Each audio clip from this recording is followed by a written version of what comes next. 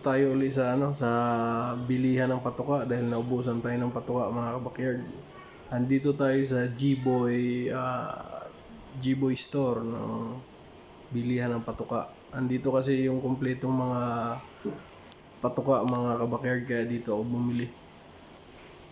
At mamaya pag uwi mamaya mga kabakyard, pakainin natin yung ating mga alagang mga manok. Dito ako bumibili ng mga patuka ko sa manok mga kabakyard dahil nakita ko kasi na kumpleto yung mga patuka at para sa mga manok talaga mga kabakyard.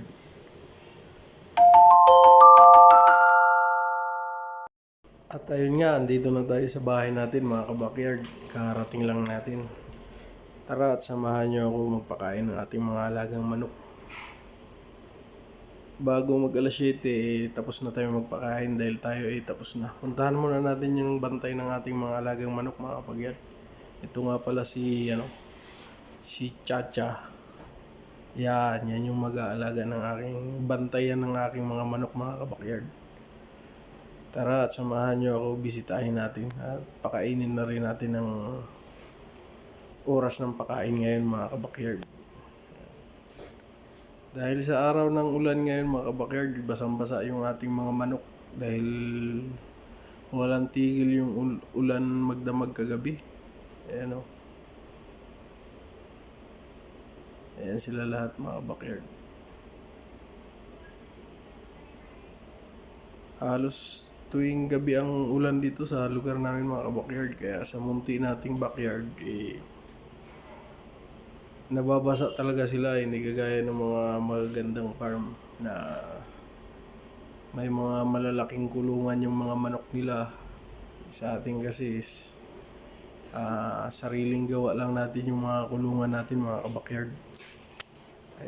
Ayan sila mga kabakyard. Ganito lang kalaki yung farm ko mga kabakyard. Bali kasya naman yung sa 21 piraso na panabong ko na manok. Ito sa araw-araw yung pagbuhos ng ulan dito sa lugar namin, dito sa lugar ng Tansa mga kabakyard.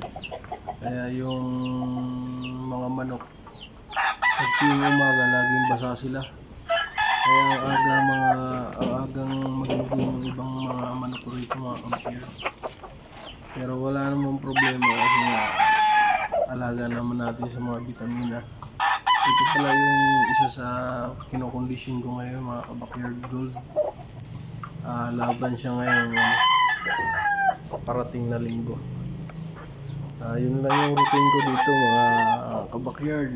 Sa mga kagaya natin kabakyard din, tuloy lang tayo at dito tayo masaya mga kabakyard. Maganda rin kasi sa pakiramdam yung may mga manok ka mga kabakyard.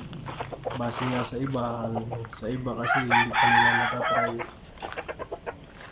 Pero may mga nakakausap ako na gusto din nilang mag-alaga. Pero sa akin kasi, sa aking pansarili kasi mga kabakyard,